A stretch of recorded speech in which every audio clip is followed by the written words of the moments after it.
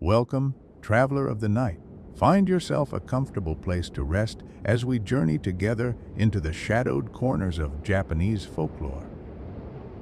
Tonight, we'll explore one of the most haunting and misunderstood creatures from the land of the rising sun, a being that walks among us during the bright hours of day, indistinguishable from any other person you might pass on the street. But when darkness falls and the world surrenders to sleep, something changes. Something stretches. Something transforms. This is the story of the Rokurokubi. Before we begin, if you enjoy these journeys into myth and legend, please consider liking this video and subscribing to the channel. Your support helps us continue bringing these stories to life night after peaceful night. Now let the outside world fade away. Let your breathing slow and deepen. Tonight, we're not just learning about a yokai, a creature from Japanese supernatural tradition. We're uncovering a legend that speaks to something deeper, something that has resonated through centuries, crossing oceans and cultures, evolving with each telling yet remaining essentially, hauntingly the same. The Rokurokubi. The name itself comes from the Japanese word rokuro, which refers to a pulley, specifically the kind used to draw water from a well. The connection becomes clear when you understand what these beings do. Just as a rope extends down into the depths of a well, so too does the neck of the Rokurokubi extend, stretching to impossible lengths when night embraces the land. But before we go further into the darkness of their story, let me paint you a picture of what they are, or rather, what they appear to be. During the day, walking through the streets of any Japanese village, town, or city, you would never know. The woman buying vegetables at the market, the lady working at the inn, the young girl serving tea. Any of them could be a Rokurokubi, and even they might not know it themselves. They look entirely, completely human. Beautiful often, ordinary always. There's nothing in their daylight appearance to suggest the supernatural nature that lurks within their very anatomy. This ordinariness is part of what makes the Rokurokubi so unsettling, so memorable among the vast array of yokai that populate Japanese folklore. Unlike the oni with their fearsome horns and colored skin, unlike the kappa with its water bowl head, unlike the tengu with its impossibly long nose, the Rokurokubi offers no warning. No visible mark declares what they are. During the hours when the sun illuminates the world, they are simply human, or so it seems. Now, here's where the story becomes more complex, more layered. You see, there are actually two types of Rokurokubi, though they're often conflated in popular understanding. The first type, the one from which the name derives most directly, is the neck-stretching variety. When these beings sleep, or sometimes when night falls regardless of whether they're conscious, their necks begin to elongate. And I don't mean a few extra inches. We're talking about necks that can stretch meters, even dozens of meters, serpentine and impossible, allowing the head to roam while the body remains in place. Imagine sleeping in an inn on a dark night in feudal Japan, perhaps traveling through unfamiliar territory. You're exhausted from the day's journey, and sleep comes quickly. But sometime in those deep hours before dawn, you wake to a sound. A soft rustling. You open your eyes to darkness, but there's something there, something at the window. As your vision adjusts, you see it. A woman's head floating at your window, neck stretched like a pale rope disappearing into the night.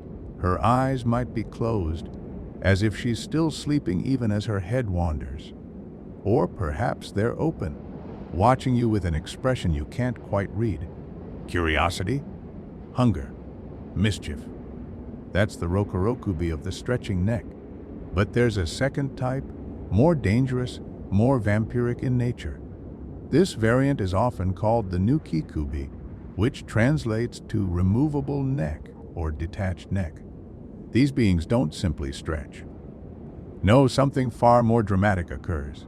When night falls, or when they enter deep sleep, their heads completely detach from their bodies. The head simply lifts away, trailing what some accounts describe as a luminous cord, others as entrails or organs, still others as nothing at all, just a floating head moving through the darkness with terrible purpose. The Nuki-kubi are hunters, while the stretching neck Rokurokubi might be content to spy through windows, to drink lamp oil with their elongated tongues. To simply frighten unsuspecting travelers, the Nuki-kubi have darker appetites. They seek blood, attacking sleeping humans and animals, biting with sharp teeth, draining life force. They're the vampire variant of this legend, and in many ways they represent an older tradition, one that may have given rise to the stretching neck stories through misunderstanding and artistic interpretation.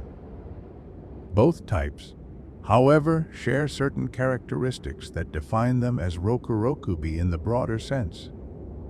Both appear human during the day. Both undergo their transformation at night or during sleep.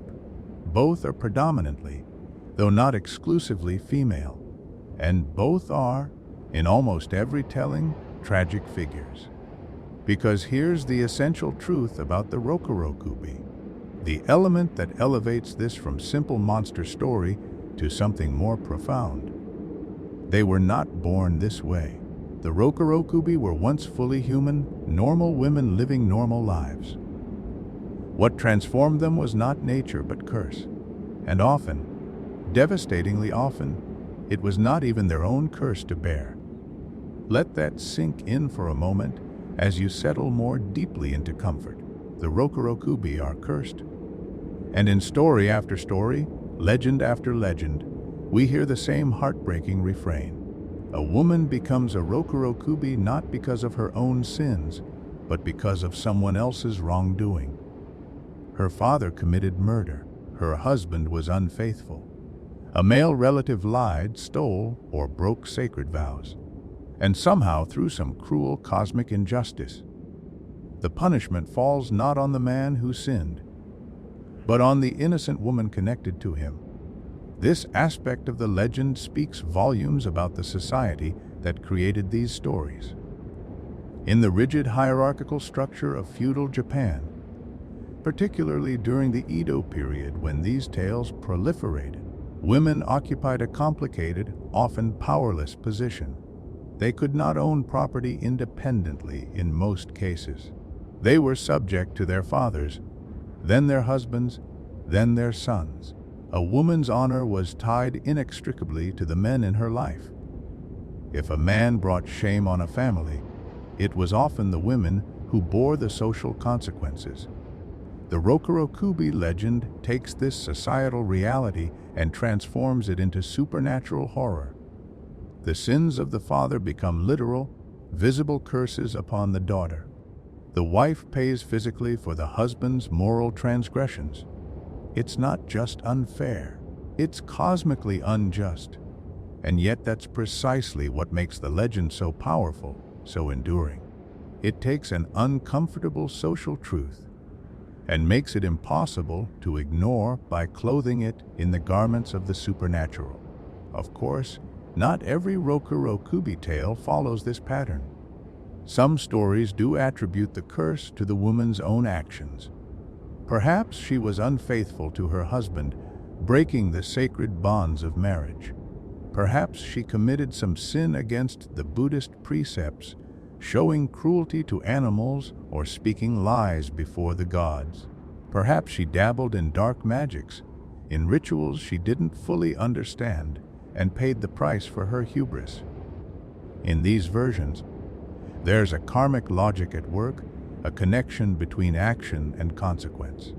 But even in these stories where the woman herself is the sinner, there's often a tragic undertone. Many of these tales end with the woman discovering her true nature, being overcome with shame, and choosing death over continuing to live as a monster. They cut their hair in the Buddhist tradition of renouncing the world. They ask their husbands for divorce to protect their families from the stigma. They commit ritual suicide, believing that death is preferable to the cursed life they now lead. The Rokurokubi is almost never a triumphant figure. She is, instead, profoundly tragic. And here's something else crucial to understand. Many Rokurokubi don't even know what they are. During the day, they function as normal human beings, completely unaware of their nocturnal transformations. They go about their business, work their jobs, interact with family and friends, never suspecting that each night, while they believe they're simply sleeping, their necks are stretching or their heads are detaching to wander through the darkness. Can you imagine? Can you picture discovering that truth about yourself? Learning that every night, while you thought you were safe in your bed, innocently dreaming, you were actually something else entirely. Your entire understanding of yourself, your identity, your place in the world, shattered in an instant. The psychological horror of that revelation might be more frightening than the physical transformation itself. The stories tell us that Rokurokubi can sometimes be identified by certain signs, though these are subtle. They might have faint ring-like markings around their necks, pale lines that could be explained away as birthmarks or scars. They might wake each morning feeling inexplicably exhausted, as if they haven't slept at all. Which of course they sort of haven't. Not really, not if their head has been wandering all night.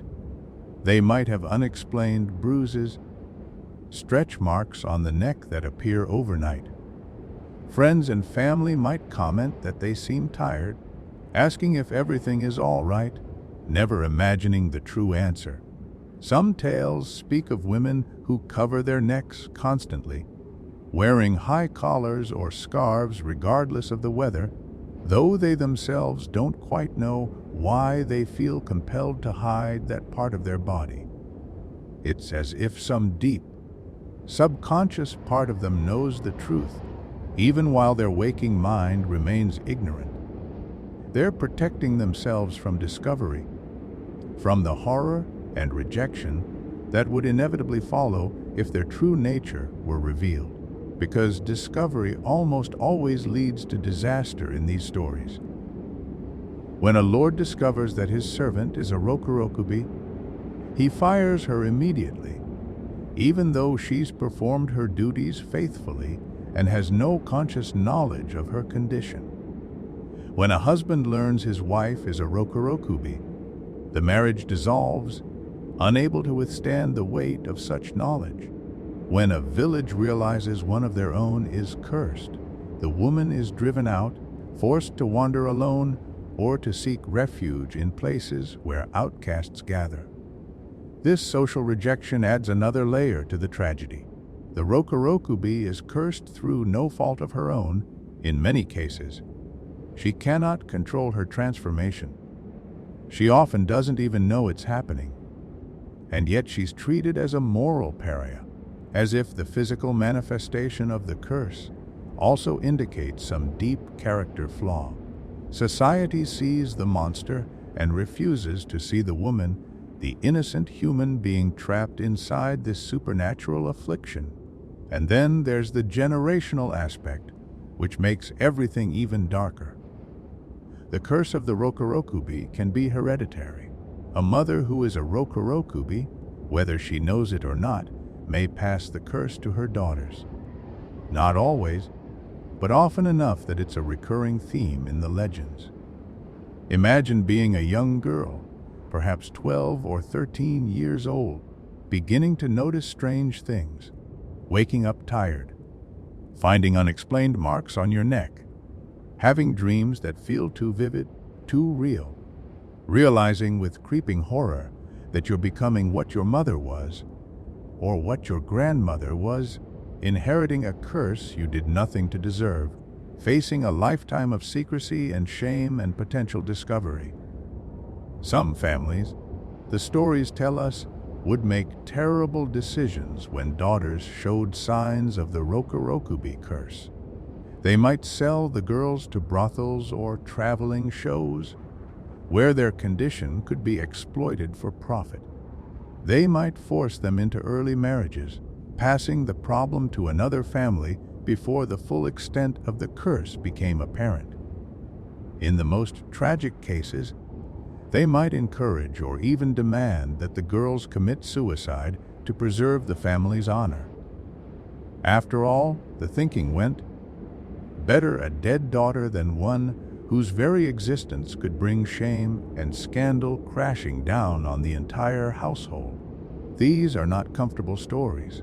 They're not meant to be. The Rokurokubi legend, like many of the most enduring folkloric traditions, uses supernatural horror to process very real social horrors. It's a way of talking about injustice, about the unfair burden placed on women, about the cruelty of a society that values honor and appearances over compassion and humanity. The monster is real in the story, but the true horror is the society that created the conditions for such a creature to exist and suffer. Now, you might be wondering, where did these stories come from? How did the legend of the Rokurokubi enter Japanese folklore in the first place? The answers to those questions take us on a journey, not just through time, but across geographical borders, revealing connections between cultures that might seem distant but are actually deeply interwoven. The Rokurokubi legend, scholars believe, did not originate in Japan. Instead, it arrived through cultural contact with China and Southeast Asia, carried along trade routes during the Muromachi period, roughly spanning the 14th to 16th centuries. During this time, Japan maintained active trade relationships with southern China and various Southeast Asian kingdoms. Along with silk, spices, and other physical goods, stories traveled. Myths and legends crossed borders, adapting and transforming as they moved from one culture to another. In China, there existed legends of creatures called hitaben, which translates roughly to flying-head barbarians. These beings were described in ancient Chinese texts as having heads that could detach from their bodies and fly through the night. Some accounts claimed they used their ears as wings, flapping them like birds to stay aloft. Other descriptions said they fed on insects, though darker versions spoke of them attacking humans. The Chinese tradition also included creatures called rakudo, similar beings whose heads would separate and float around while their bodies remained still. If you expand your view further into Southeast Asia, you find an even richer tradition of flying head monsters. In Malaysia and Indonesia, there's the penanggalan or pelicit, a vampiric entity whose head detaches, trailing its internal organs and entrails. In Thailand and Cambodia, you find the krashu or ap, creatures with remarkably similar characteristics. In the Philippines, there's the manananggal, though this being splits at the waist rather than the neck, with the upper torso flying away while the lower body remains behind. What's striking is how consistent certain elements are across all these traditions. The creature appears normal, usually female, during daylight hours. The transformation occurs at night. The detached or extended head seeks out victims, often pregnant women or newborn children, though some versions speak of feeding on blood, lamp oil, or simply spreading mischief and fear. There's almost always a vulnerability, a way the creature can be defeated or killed, usually involving attacking or moving the abandoned body while the head is away. The similarities are too specific to be coincidental. These legends clearly share common roots, suggesting that very ancient stories about such creatures spread throughout East and Southeast Asia, adapted by each culture to fit their own social structures, belief systems, and fears. The Rokurokubi, then, is the Japanese iteration of a much older, more widespread tradition. When these stories first reached Japan during the Muromachi period, they encountered a culture already rich with its own yokai traditions. Japan had supernatural creatures aplenty, spirits and monsters born from indigenous Shinto beliefs and Buddhist teachings that had been absorbed and transformed over centuries. The flying head legends from abroad found fertile ground in this environment. But they didn't remain foreign imports for long. What happened next is fascinating from a folkloric perspective. During the Edo period, roughly from 1603 to 1868, Japan adopted a policy of sakoku, or national seclusion. The country largely closed itself off from foreign contact, severely restricting trade and cultural exchange. It was during this period of isolation that the Rokurokubi legend truly became Japanese. Cut off from the ongoing evolution of similar legends in China and Southeast Asia, the Japanese version developed its own unique characteristics. Most significantly, this is when the neck stretching variant seems to have emerged as distinct from the head, detaching nuki-kubi. Some scholars believe this came about through misinterpretation of artistic depictions. In illustrations of nuki-kubi, artists sometimes drew a cord or string connecting the floating head to the body, representing the spiritual or ethereal connection between them. Later viewers, the theory goes, misinterpreted this artistic convention as a literal elongated neck, and stories began to be told about beings whose necks could stretch rather than heads that fully detached. Whether or not that specific theory is accurate, it's clear that during the Edo period, the Rokurokubi became thoroughly integrated into Japanese popular culture. The creature appeared in kaidan, traditional ghost story collections. Artists included Rokurokubi in their ukiyo-e woodblock prints. Theater performances featured them. They became as Japanese as the kappa or tengu, losing their foreign origins in the popular imagination. This was also the period when the specifically gendered and moralistic elements of the Rokurokubi legend became most pronounced. The stories from China and Southeast Asia certainly featured female creatures more often than male, but the Japanese tradition made this almost absolute. The Rokurokubi became a woman's curse, tied explicitly to ideas about female virtue, family honor, and karmic punishment for sins both personal and inherited. The legend took on the particular flavor of Edo-period Japanese society with its strict hierarchies and rigid moral codes. The Buddhist concept of karma played a significant role in shaping these stories. In Buddhist thought, actions have consequences that extend beyond the immediate present, affecting one's future lives and circumstances. Sin accumulates spiritual debt that must be repaid. The Rokurokubi curse became understood as a karmic consequence, a physical manifestation of moral transgression. Even when the sin belonged to a male relative, the karma could still affect the women in his family through their connections to him. It wasn't fair, but it was comprehensible within the philosophical framework of the time. Shinto beliefs added their own elements to the mix. Shinto tradition holds that spiritual purity is of utmost importance, and that pollution or kegare can attach to people, places, and things. Certain action circumstances or conditions create spiritual impurity. Death, blood, disease, all carry kegare. A woman cursed to become a Rokurokubi would naturally be seen as spiritually impure, contaminated, someone to be avoided, and excluded from normal society, even if she herself had done nothing wrong. These religious and philosophical underpinnings gave the Rokurokubi legend a weight beyond simple horror. It wasn't just a scary story to tell in the dark. It was a tale that reinforced social norms, warned of the consequences of sin, and explained the existence of suffering in ways that made sense within the worldview of the time. The monster had meaning. As the Edo period progressed, Rokurokubi stories proliferated in literature and art.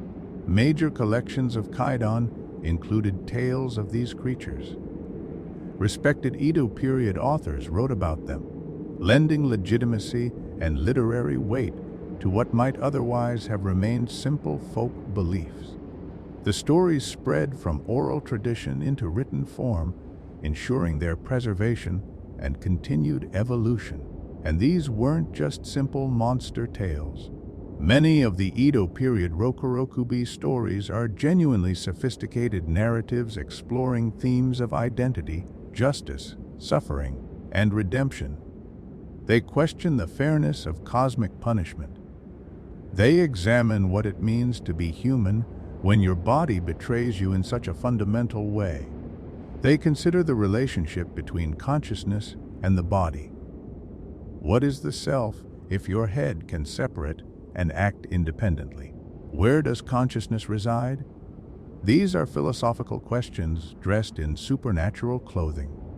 Now, let's turn our attention to some of the specific tales from the Edo period, stories that have survived in written form and give us detailed glimpses into how people imagined and understood the Rokurokubi.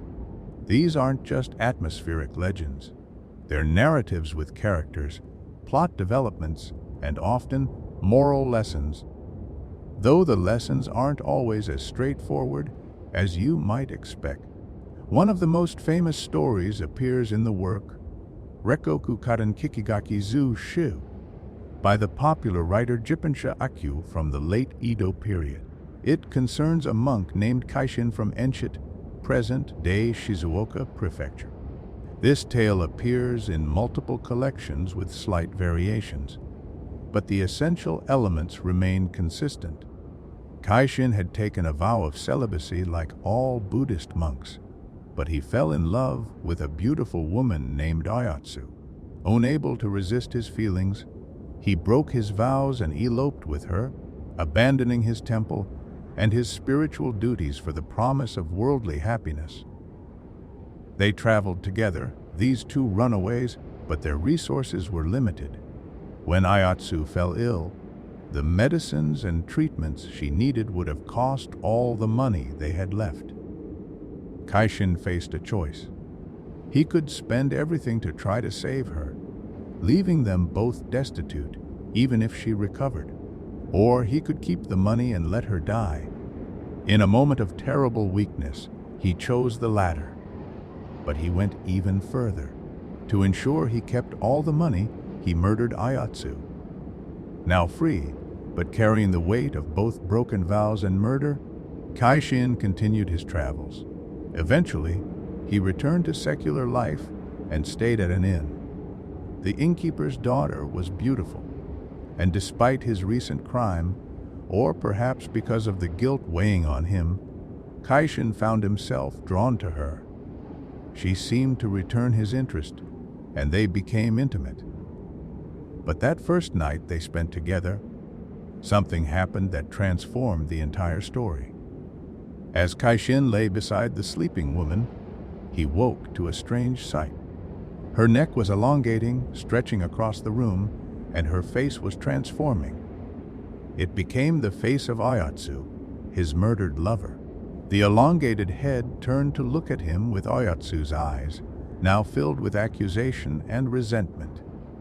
The head spoke, recounting everything he had done, every betrayal, every selfish choice.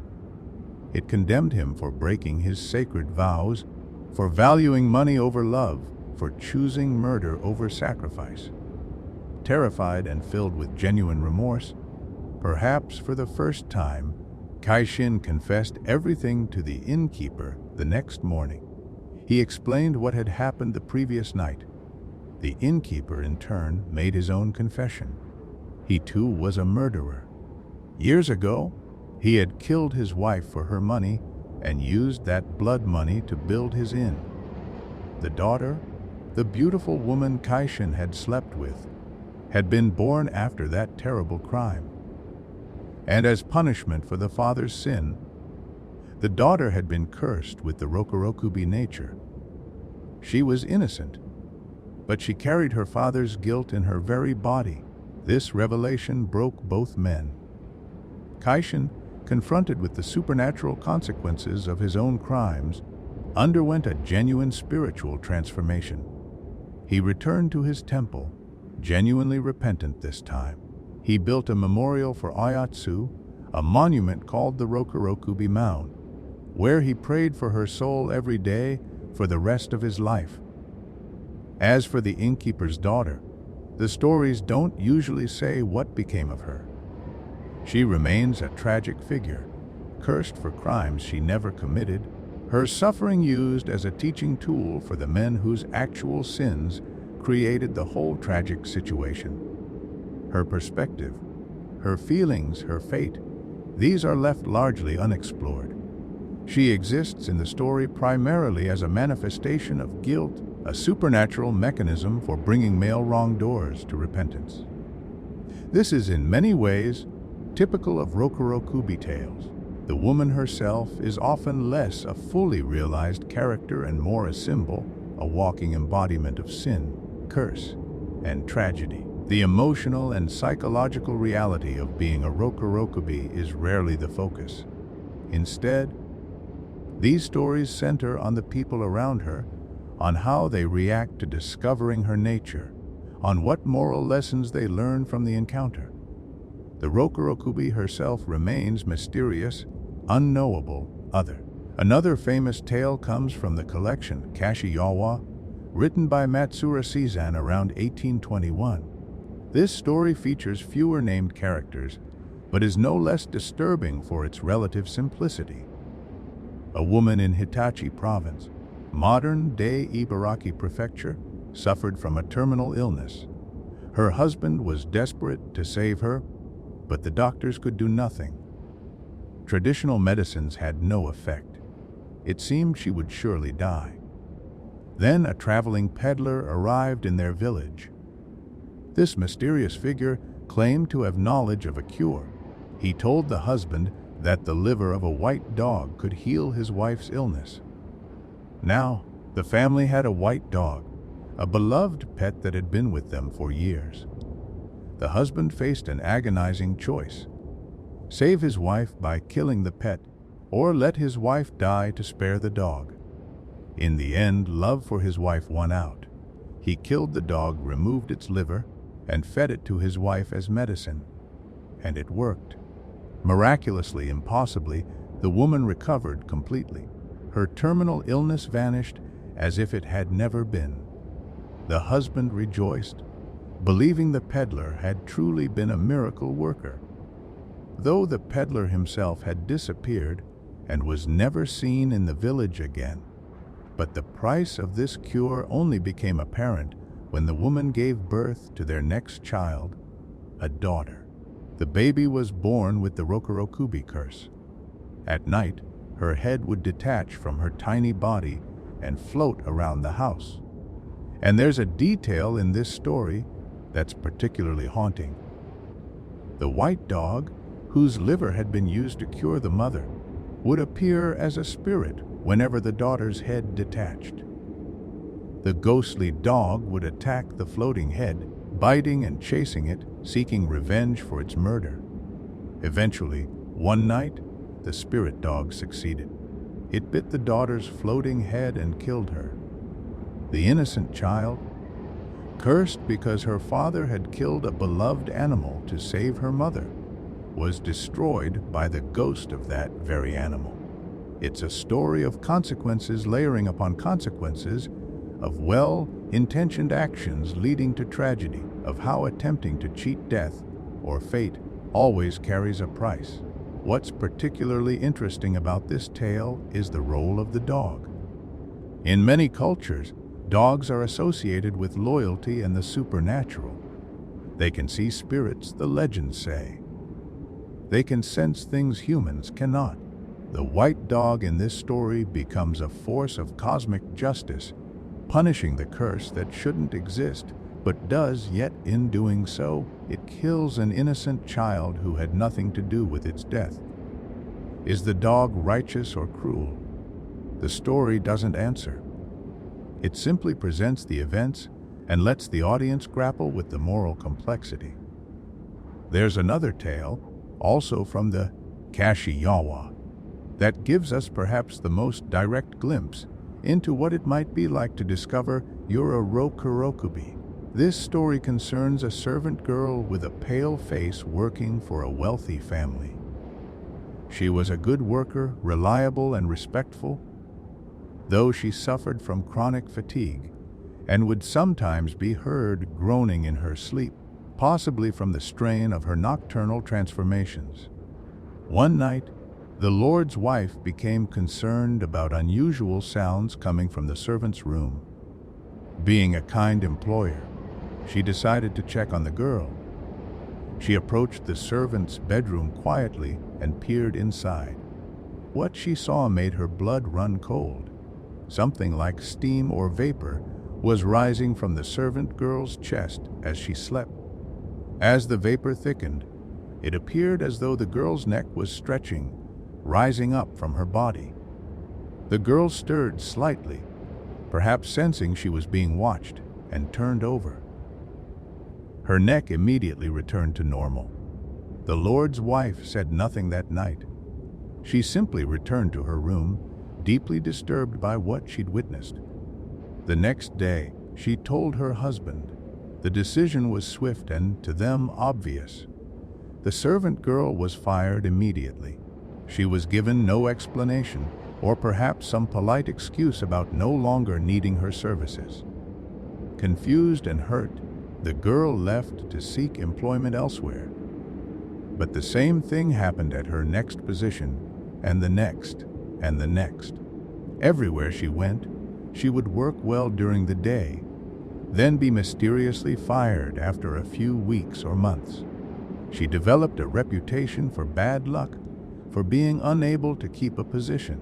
Her prospects in life grew increasingly dim as word spread. Employers hesitated to hire her. The truly tragic element of this tale is that the servant girl herself never knew why she kept being dismissed. She never discovered that she was a Rokurokubi, that her neck was doing these strange things at night as she slept. She went through her entire life, or at least through this period of her life that the story covers, completely ignorant of her true nature. She probably blamed herself, thinking there was some flaw in her character or work that she couldn't identify, some failing that kept causing her to lose positions. And in a way, that ignorance might have been a mercy. If she had known the truth, what could she have done with that knowledge? There was no cure, no treatment, no way to stop the nightly transformation. Knowing would only have added psychological torment to her already difficult circumstances. She would have had to live with the awareness that she was, by the standards of her society, a monster. Perhaps it was better not to know, to remain puzzled but not horrified, confused but not despairing. Yet there's something deeply unjust about this situation too. This woman, innocent of any wrongdoing, as far as the story tells us, is repeatedly punished for a condition she didn't choose, can't control, and doesn't even know she has. The people who discover her secret make no attempt to help her, to inform her, to show compassion. They simply remove her from their presence, protecting themselves from the contamination of her supernatural nature, without regard for her well-being or understanding. These stories, varied as they are in their specific details, share common themes that run through nearly all Rokurokubi legends. Innocent suffering, hidden nature revealed, social consequences that far outweigh any actual harm done. The women at the center of these tales are rarely, if ever, depicted as evil. They're not villains choosing to terrorize people. They're victims both of supernatural curses and of human prejudice and fear. The behaviors attributed to Rokurokubi in various tales range from harmless to dangerous, but they're generally more mischievous than malevolent, at least in the stretching neck variety. What does a Rokurokubi actually do when her neck extends or her head separates during the night? The accounts vary, but certain activities appear repeatedly across multiple stories. One of the most commonly mentioned behaviors is drinking lamp oil. In the days before electric lighting, Japanese homes used oil lamps for illumination. These lamps burned various types of oil, vegetable oils primarily, that had distinctive smells and tastes. The Rokurokubi, so the stories tell us, would extend her neck into neighboring rooms or even into other people's homes through windows or gaps in walls, and her elongated tongue would lap up the lamp oil, leaving the lamps mysteriously empty by morning. Why lamp oil? The reasons remain somewhat unclear, though folklore scholars have suggested various interpretations. Oil represented stored energy, light in darkness, warmth in cold. For a creature that exists in a liminal state between human and yokai, between conscious and unconscious, perhaps lamp oil served as spiritual sustenance. Others point out that oil was expensive, a commodity that families couldn't waste, so mysterious disappearances of lamp oil would have been noticed and needed explanation. The Rokurokubi legend provided that explanation. Another common behavior is simple mischief and spying. The Rokurokubi's stretched neck allows her to peer into places she shouldn't, to witness secrets not meant for her eyes. She might watch people sleeping, observe private conversations, or simply wander through the house or neighborhood satisfying a curiosity she doesn't consciously feel. In these tales, the Rokurokubi is less a threat and more an invasion of privacy, a supernatural violation of personal space and domestic boundaries. Some stories depict more aggressive behaviors, though these are more commonly associated with the Nuki-kubi, the head-detaching variant. These creatures might attack small animals, biting birds or catching mice. The explanations for this behavior vary. Some say they're compelled by a hunger they don't understand. Others suggest it's a manifestation of suppressed anger or resentment, emotions that can't be expressed during waking hours but emerge when the supernatural transformation occurs. The truly dangerous tales involve attacks on humans. These are rare in the stretching neck variety, but more common with Nuki-kubi. The floating head might bite sleeping people, though rarely fatally. More often, it's described as leaving marks, bruises, or causing nightmares. In the most extreme versions, the Nuki-kubi drinks blood vampire style, seeking the life force of others to sustain its cursed existence. But here's what's fascinating about even the darker tales. The Rokurokubi or Nuki-kubi is almost never portrayed as acting with full consciousness or malicious intent. She's described as being in a trance-like state, driven by instinct or curse rather than deliberate choice. Her eyes might be closed even as her head wanders. She might be dreaming, and her dreams are what guide her nocturnal activities. This detail is crucial because it preserves her innocence even in the midst of supernatural horror. She's not choosing to be a monster. The monster acts through her while she sleeps. This raises profound questions about identity and responsibility. If your body does something while you're unconscious, while you're essentially absent, are you responsible for those actions? The Rokurokubi legends grapple with this question without providing easy answers. Society treats the Rokurokubi as responsible, ostracizing and punishing them for their nocturnal nature. But the stories themselves often sympathize with their plight. presenting them as victims twice over, first of the original curse, then of social rejection for something they can't control and often don't even know about. The vulnerability of the Rokurokubi, particularly the Nukikubi, provides another layer to these tales. When the head detaches and wanders, the legends tell us the body remains behind, helpless and defenseless. If someone moves the body while the head is away, the head cannot reattach and the creature will die. This vulnerability appears in stories from across Asia, a consistent element in otherwise varying traditions. Some tales describe people discovering a headless body and, realizing what it is, moving it or hiding it. When dawn approaches and the head returns seeking its body, it cannot find it and dies as the sun rises. Other versions speak of filling the neck cavity with something, broken glass or hot coals, so the head cannot reattach.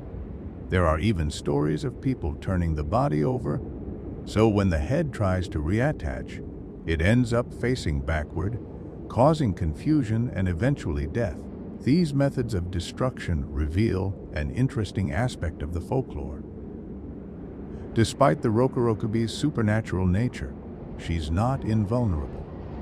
There's always a way to defeat or destroy her, though doing so means killing what was once, and in daylight hours still is, a human being. The legends force us to consider what justifies such an action. Is it self-defense if the creature hasn't actually harmed you? Is it acceptable to kill something that's partly human and entirely cursed through no fault of its own? Most traditional tales don't dwell on these ethical questions explicitly, but they're there beneath the surface. The fact that methods of destruction exist and are passed down in the stories suggests a fear that needed addressing, a need to feel some control over these supernatural threats. But the methods themselves, targeting the vulnerable body while the head is helpless to protect it, carry an uncomfortable feeling of unfair advantage, of attacking the defenseless. Were there attempts to cure Rokurokubi rather than destroy them? The historical record here is thin, though some tales do mention such efforts. Some stories mention Buddhist priests attempting exorcisms, treating the condition as a form of possession.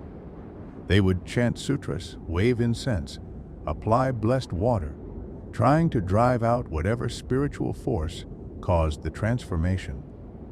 The success rate of such interventions, according to the stories, was near zero. The curse, whatever its origin, proved resistant to conventional spiritual remedies. Other tales speak of sealing methods. A family discovering their daughter was a Nukikubi might tie her down at night, binding her so thoroughly that even if her head detached, it couldn't wander far. Or they might place sacred afuda, paper talismans inscribed with prayers and protective spells, around her sleeping space, creating a spiritual barrier the head couldn't cross. These methods didn't cure the condition, but they contained it, prevented the worst of the nocturnal wandering. There's also mention, in some accounts, of special restraints, collars or neckbands that were believed to prevent the transformation. Made from blessed materials, inscribed with holy writing. These items were meant to keep the neck from extending or the head from detaching. Whether they worked remains unclear in the folklore. The stories that mention them are often vague about outcomes, suggesting perhaps that they provided more psychological comfort to family members than actual protection. The sad reality in most tales is that no cure existed. Once a woman became a Rokurokubi, whether through inherited curse, karmic punishment, or divine displeasure, she remained one for life. The best she could hope for was to keep her condition secret, to wake each morning without having been discovered, to maintain her place in society for as long as possible before the inevitable revelation and subsequent exile. This incurability adds to the tragic nature of the legend. Unlike other yokai that might be exorcised, tricked, or negotiated with, the Rokurokubi cannot escape her fate. She's trapped in a body that betrays her nightly, unable to change, unable to stop the transformation, unable to even know it's happening until someone tells her. And that knowledge, when it comes, often destroys whatever life she'd managed to build. The social context surrounding these tales cannot be overstated. The Rokurokubi legend emerged and flourished during a time when Japanese society, particularly during the Edo period, operated under a strict hierarchical system. Everyone had a place, a role, responsibilities and expectations determined largely by birth. Social mobility was limited. Honor and reputation were everything. To be marked as different, as cursed, as supernatural, meant complete social destruction. For women, this was especially true.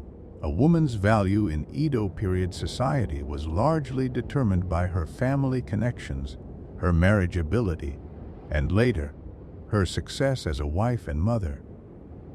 Anything that threatened these roles was catastrophic. A woman revealed to be a Rokurokubi lost all social standing immediately. She couldn't marry, or if already married, her husband would almost certainly divorce her. She couldn't work most respectable jobs. She brought shame to her entire family. This is why so many Rokurokubi tales emphasize secrecy and the fear of discovery. The transformation itself might be frightening, but what truly horrified people was the social consequences. Better to be a Rokurokubi and have no one know than to be revealed and lose everything. The monster you can hide is preferable to the outcast life you'll lead once exposed. And this brings us to one of the darkest aspects of the Rokurokubi tradition: economic exploitation. Women who were known Rokurokubi, or who could be publicly displayed as such, had few options. Some ended up in traveling shows, exhibitions where they would be displayed for the entertainment and horror of paying audiences. These shows were popular during the late Edo period and into the Meiji era, mixing legitimate traditional performances with increasingly sensational displays. A woman might be advertised as a genuine Rokurokubi, and for a few coins, spectators could watch as she demonstrated her ability. In reality, these were almost certainly illusions, tricks achieved through clever staging, hidden assistance, and the audience's willingness to believe. But for a woman desperate enough, willing to be humiliated for money, pretending to be a yokai might be the only employment available. The Yoshiwara district, Edo's famous pleasure quarter, appears in numerous Rokurokubi tales. This connection is not accidental. Yoshiwara was a place where women with few other options might find work, albeit work that came with its own forms of stigma and suffering.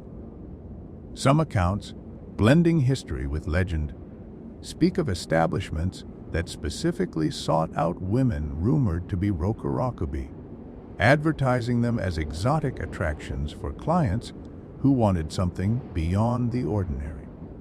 Whether such specific exploitation actually occurred is difficult to verify from historical records. What's certain is that Yoshiwara was a place where society's outcasts often ended up, and a woman cursed as a Rokurokubi would certainly qualify as an outcast.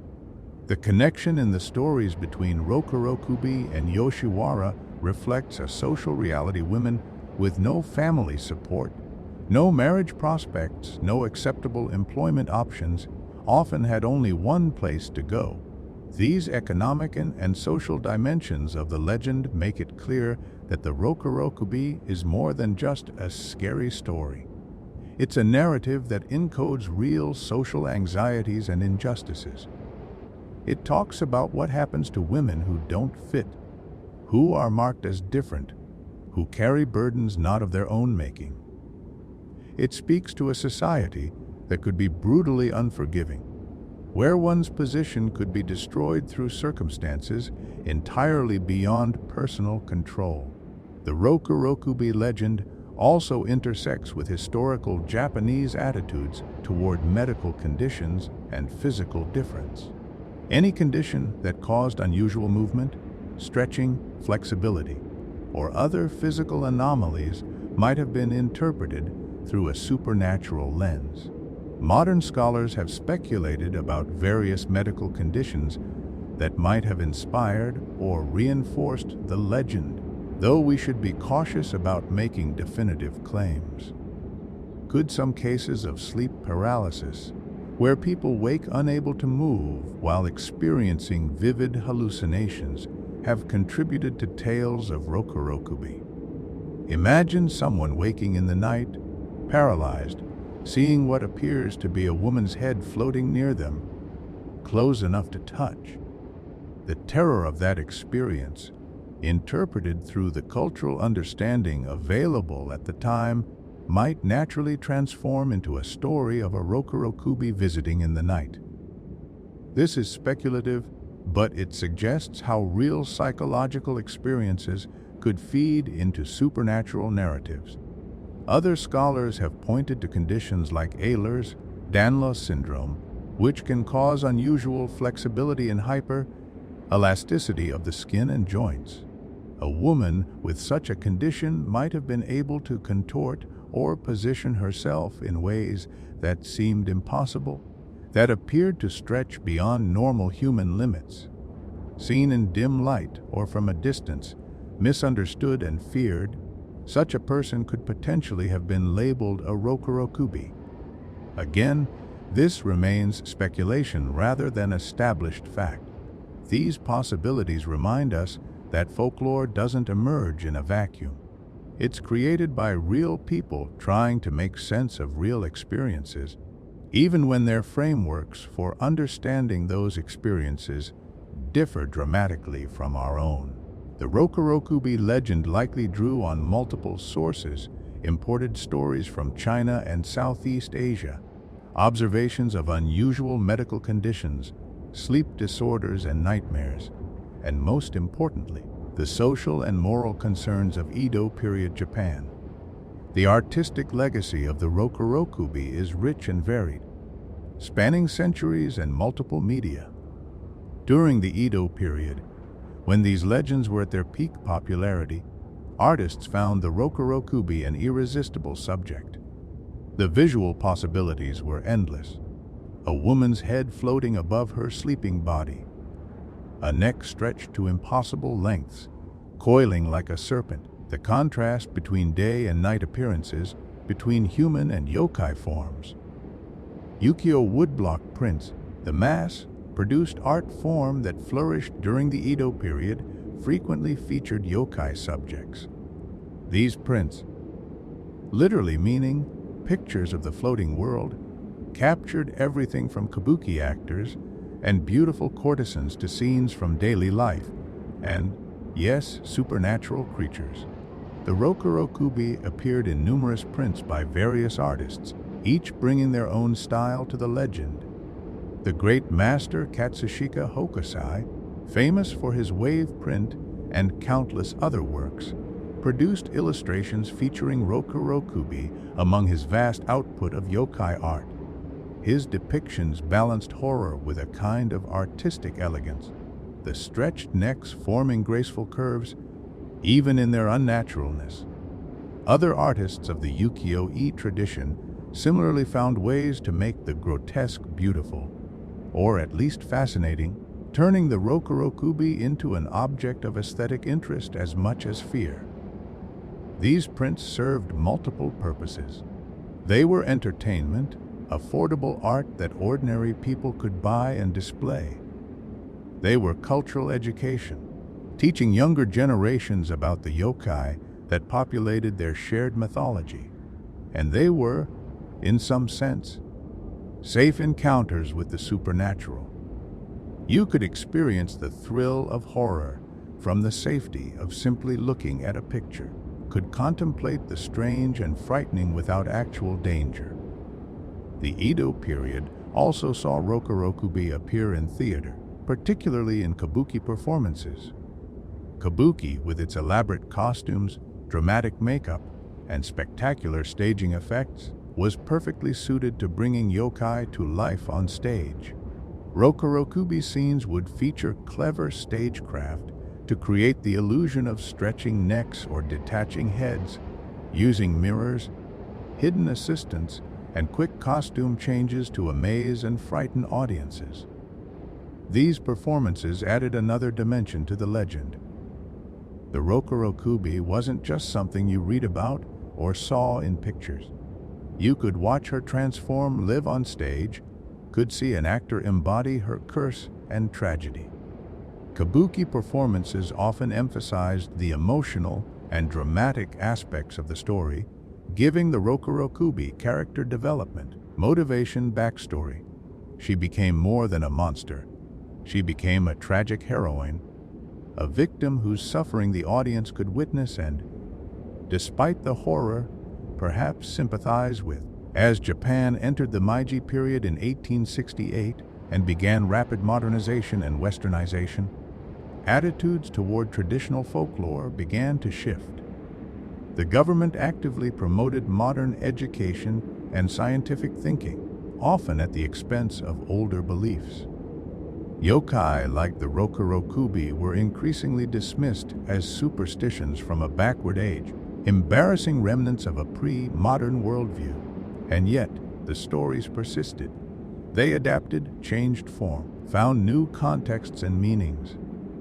By the early 20th century, Rokurokubi began appearing in early Japanese cinema and literature, now often treated with more psychological sophistication or as metaphors rather than literal beliefs.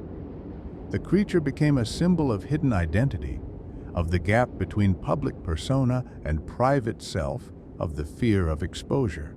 This evolution continued and accelerated in the post-war period. Modern manga and anime discovered yokai folklore as rich source material, reimagining traditional creatures for contemporary audiences. The Rokurokubi appeared in countless series, sometimes played for horror, often for comedy, occasionally in surprisingly touching character studies about what it means to be different, to carry a secret, to fear rejection. In Shigeru Mizuki's influential manga, Jijiji no Kitar, which began serialization in 1960 and has remained culturally significant for decades, Rokurokubi appear as part of the vast yokai cast. Mizuki's work did enormous service to yokai folklore, introducing traditional creatures to generations who might otherwise never have encountered these legends. His Rokurokubi, like his other yokai, are portrayed with respect for their folkloric origins while being adapted for modern storytelling. Other manga and anime series have taken the Rokurokubi legend in various directions. Rosario Vampire features a Rokurokubi character who's a student at a school for monsters, dealing with typical teenage problems while also managing her supernatural nature. Nura, Rise of the Yokai Clan, includes Rokurokubi in its extensive yokai cast, focusing on the politics and relationships within yokai society. Interviews with Monster Girls treats yokai as if they're real, but integrated into modern society, with a Rokurokubi character navigating the challenges of being a supernatural being in a mundane world. These modern interpretations often shift the tone from horror to something more complex. The Rokurokubi becomes someone to root for, to sympathize with, even to find endearing or appealing. This reflects broader changes in how Japanese popular culture treats yokai generally. They've moved from objects of fear to characters with depth, from supernatural threats to supernatural individuals, trying to live their lives just like everyone else. Video games have similarly embraced the Rokurokubi, from horror titles like the Fatal Frame series to more lighthearted games like WoW, Kai Watch, From fighting games to visual novels, the Rokurokubi appears in diverse gaming contexts. Each interpretation adds to the accumulated cultural understanding of what this creature represents, layering new meanings onto old foundations. What's particularly interesting is how these modern adaptations often make explicit themes that were implicit in traditional tales. The idea of the Rokurokubi as someone dealing with a condition they didn't choose, struggling with identity and acceptance, fearing discovery and rejection, these elements resonate powerfully with contemporary audiences. In a more psychologically aware age, people recognize in the Rokurokubi legend a story about hidden aspects of self, about shame and stigma, about the exhausting effort of appearing normal while feeling different inside. Some modern interpretations have even given the Rokurokubi legend feminist readings. The curse that falls predominantly on women, the unfair punishment for male sins, the social rejection and economic exploitation, all of these elements can be read as commentary on patriarchal oppression. The Rokurokubi becomes a symbol of how women are made to carry burdens not of their making, how they're judged by impossible standards, how deviation from norm brings harsh consequences. This isn't to suggest that the original creators of these legends consciously intended such readings. They were products of their time, reflecting their society's values and prejudices as much as criticizing them. But folklore is living, evolving. Each generation finds new meanings in old stories, interprets them through contemporary frameworks, makes them relevant to current concerns. The Rokurokubi has proven remarkably adaptable, capable of speaking to fears and anxieties across centuries. Beyond Japan, the Rokurokubi has become part of global horror culture. As Japanese media has spread worldwide, so too have Japanese yokai. English-language horror anthologies now include Rokurokubi stories. Creators outside Japan incorporate elements of the legend into their work, sometimes faithfully, sometimes mixing it with other traditions to create something new. The image of the woman with the impossibly long or detached head has achieved a kind of universal recognizability. This global spread has interesting implications. The Rokurokubi, born from specifically Japanese cultural contexts, now circulates in cultural spaces far removed from those origins. How does the legend change when separated from its original social and spiritual frameworks? What happens when people who don't share the Buddhist karmic understanding or the Edo-period social structures encounter these stories? The answer seems to be that the core emotional resonance remains powerful, even across cultural boundaries. The fear of hidden nature revealed, of losing control of one's own body, of being cursed for things beyond personal control. These are anxieties that transcend specific cultures. While the details might be specifically Japanese, the underlying human concerns are universal. That's why the legend continues to work, continues to frighten and fascinate, continues to find new audiences. Let's pause here and consider what makes the Rokurokubi legend endure. Why does this particular yokai continue to capture imagination centuries after the Edo period that saw its greatest popularity?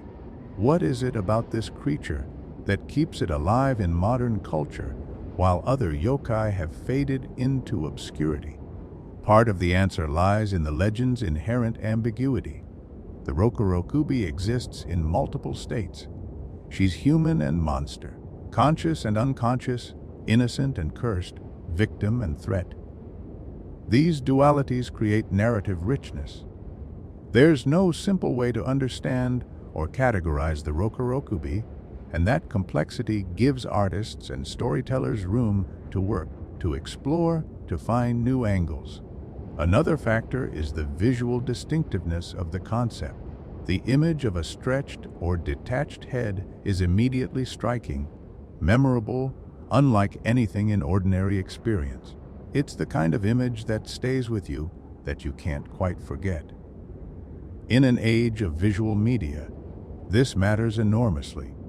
The Rokurokubi has an iconic look that translates well across different formats and styles. But perhaps most importantly, the Rokurokubi legend tells a deeply human story beneath its supernatural surface. It's about the fear of discovery, about hidden shame, about the gap between how we appear and what we really are. It's about injustice, about carrying burdens we don't deserve, about being punished for things beyond our control. These themes resonate because they're fundamental human experiences, just expressed through the language of supernatural horror. Everyone has parts of themselves they hide, aspects they fear others discovering. Everyone has experienced feeling cursed by circumstances, by family history, by bad luck or cosmic unfairness. Everyone knows what it's like to wake tired, to feel like something happened during the night that you can't quite remember, to wonder if you're really in control of yourself. The Rokurokubi takes these common human feelings and literalizes them into body horror, makes them visible and undeniable. There's also something profound in the Rokurokubi's unconsciousness during transformation. She doesn't choose to be a monster. She doesn't remember her nocturnal activities. In this, she represents something about the human condition that's both frightening and deeply sympathetic. We all do things we don't fully understand, driven by impulses and forces we can't completely control. We all have aspects of ourselves that seem to operate independently of conscious will. The Rokurokubi simply makes this invisible internal reality visible and external. The question of identity runs through every Rokurokubi tale. Is she still herself when her neck stretches or her head detaches? Where does the consciousness reside? In the head or the body or somewhere in between? If she doesn't remember her nocturnal self, are they the same person? These aren't just philosophical puzzles. They're questions with real emotional weight, especially in stories where a woman discovers her true nature and must grapple with what that means for her understanding of self. Some modern psychological interpretations of the legend read it as dealing with dissociation, with aspects of self that feel foreign or uncontrollable. The daytime woman and the nighttime monster as split aspects of a single person, unable to integrate, unable to be whole. This reading gives the legend particular poignancy. The Rokurokubi isn't just cursed. She's fractured, divided against herself in the most literal way possible. And then there's the tragedy of knowledge. So many Rokurokubi tales turn on the moment of discovery, when the woman learns what she really is. That moment destroys her world completely.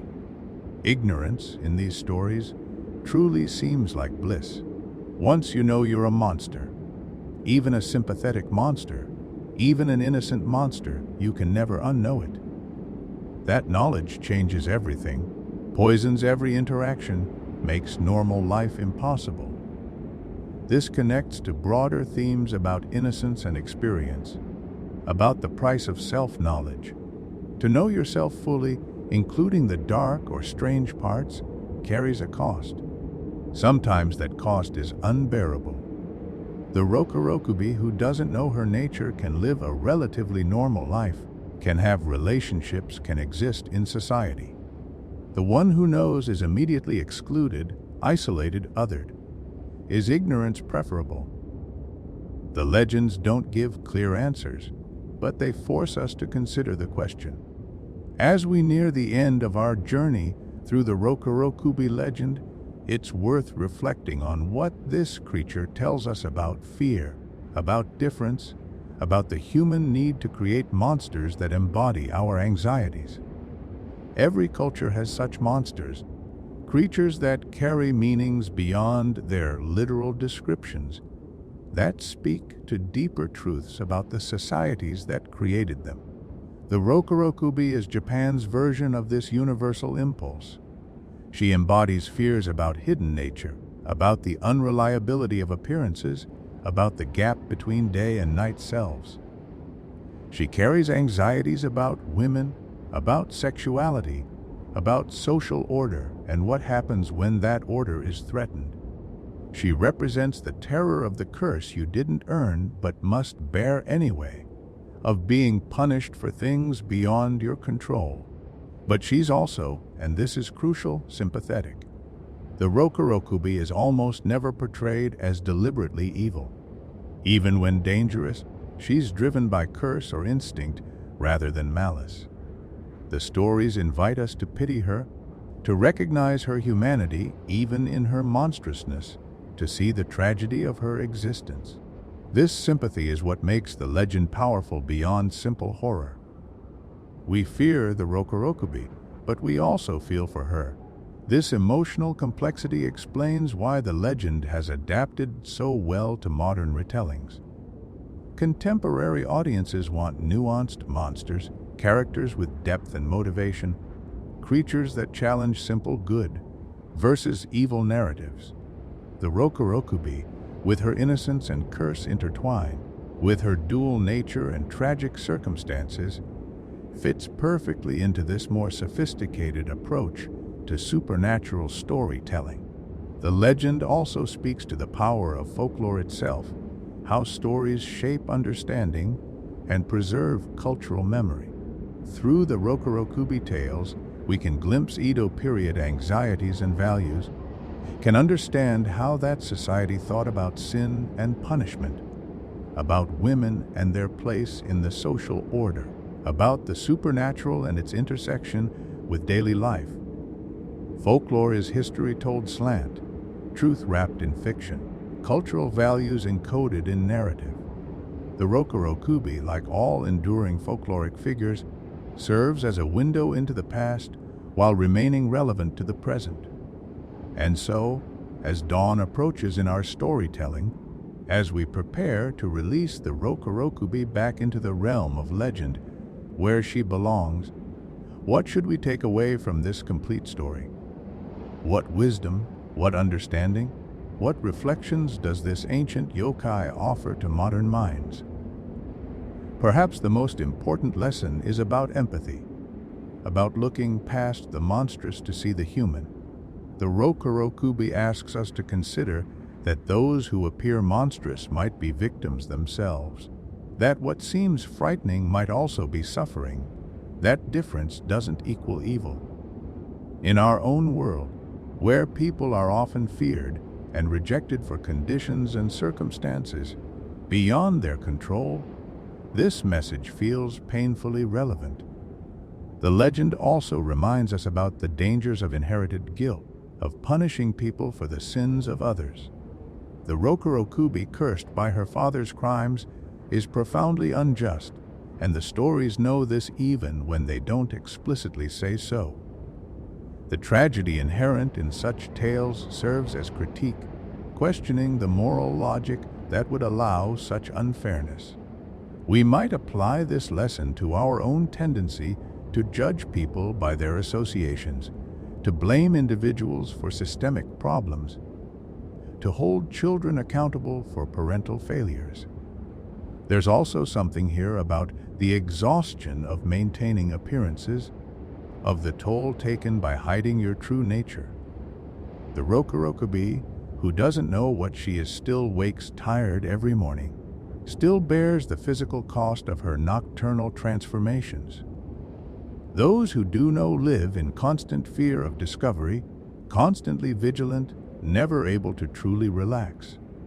This speaks to anyone who has felt they must hide parts of themselves to be accepted, must perform normalcy while feeling different inside. The cost of such hiding is real, even when necessary. And finally, the Rokurokubi legend teaches something about the power and danger of stories themselves. These tales shaped how real women were perceived and treated. Women who displayed any unusual characteristics might find themselves suspected, feared, rejected. The legend created a framework for ostracism, gave people a reason to exclude and punish difference. But the same stories also preserved warnings about injustice, created space for sympathy toward those who suffer unfairly, passed down moral questions that each generation must grapple with anew. Folklore is never morally simple. The same story can be used to justify cruelty or inspire compassion, can reinforce oppression or critique it, can close minds or open them. How we engage with these old tales matters. What we choose to emphasize, what we take away, what we pass on to the next generation. These choices shape what the stories become and how they function in our culture. The Rokurokubi began as a frightening yokai, a monster in the night. Over centuries, she has become something more, a symbol of hidden suffering, of unfair burden, of the complexity of identity, of the tragedy of circumstance. She has evolved from pure horror to nuanced character, from object of fear to figure of empathy. And yet she retains her power to unsettle, to make us question what we think we know about ourselves and others. In traditional tales, there was rarely a happy ending for the Rokurokubi. Discovery led to exile or death. The curse never lifted. The woman remained trapped in her dual nature until the end. But modern retellings sometimes offer hope. Imagine worlds where difference is accepted, where curses can be lived with if not cured, where the Rokurokubi finds community and belonging despite her nature. These hopeful versions don't erase the tragedy, but they suggest that outcomes aren't predetermined, that even the cursed can find ways to live. Perhaps that's the ultimate gift of folklore, its ability to evolve while maintaining its core truths. The Rokurokubi will continue to change with each telling, each new adaptation, each generation that encounters her story. She'll be frightening and sympathetic, monstrous and human, cursed and innocent, all at once and in different measures depending on who tells the tale and when. But through all these transformations, she'll carry with her the accumulated weight of centuries, the voices of all the storytellers who kept her alive, the fears and hopes of all the audiences who listened in the dark. As you drift toward sleep tonight, imagine for a moment what it would be like to wake each morning not quite remembering the night, feeling tired for reasons you can't explain, wondering if you're really who you think you are. Imagine bearing a burden you didn't choose, showing the world one face, while another face, your true face perhaps, remains hidden even from yourself. Imagine being feared for what you are rather than judged for what you do, being rejected before you have a chance to prove your innocence, being marked as other in ways you cannot change or escape. That's the world of the Rokurokubi, a world that feels simultaneously distant and uncomfortably familiar. Her story, told and retold across centuries, remains alive because it speaks to something essential in human experience. We are all, in some sense, divided selves. We all have day faces and night faces, conscious intentions and unconscious impulses, public personas and private truths. We all fear discovery, rejection, the loss of control over our own narratives. The Rokurokubi makes these invisible struggles visible, transforms internal conflicts into external reality, gives shape and form to anxieties that might otherwise remain nameless. And in doing so, the legend offers a strange kind of comfort. If even a monster can be sympathetic, if even the cursed deserve compassion, if even the most frightening difference doesn't erase underlying humanity, then perhaps there's hope for all of us who feel monstrous sometimes, who carry curses we didn't choose, who worry about what others would think if they knew the truth. So tonight, as you finally surrender to sleep. Remember the Rokurokubi with kindness. Remember that she didn't choose her fate, that she's doing her best with circumstances beyond her control, that she deserves empathy despite her strangeness. Remember that monsters in stories are often more complex than they first appear, that every frightening figure has a history that might explain, if not excuse, their nature.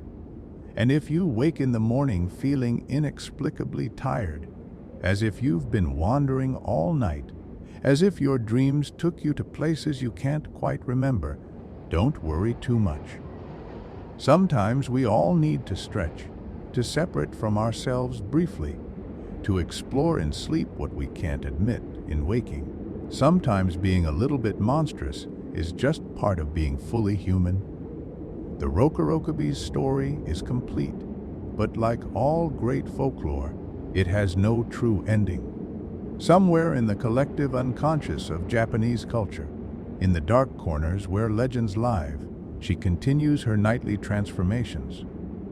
She stretches, she separates, she wanders through dreams and stories, a permanent part of the mythological landscape. And every time someone tells her tale, every time an artist draws her image, every time a writer reimagines her curse, she's reborn into the world, ready to frighten and move and make us think all over again. Thank you for joining me on this journey through the complete story of the Rokurokubi. If you enjoyed exploring this legend, please consider liking this video and subscribing to Mystic Tales for more deep dives into Japanese folklore and mythology. Let me know in the comments which yokai you'd like to hear about next. Until then, sleep well, and may your dreams be peaceful, your rest undisturbed, your neck exactly the length it's supposed to be. Good night, travelers.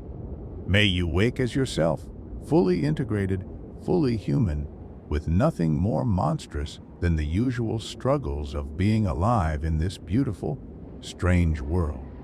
The Rokurokubi watches over your sleep, not as a threat, but as a reminder we are all more complex than we appear, all carrying secrets, all worthy of understanding despite our strangeness. Rest now. The night is yours, and morning will come, as it always does, bringing with it the ordinary world where monsters are just stories and curses are just metaphors, and you are exactly who you've always been, or perhaps a little more understanding of those who aren't. Sleep well,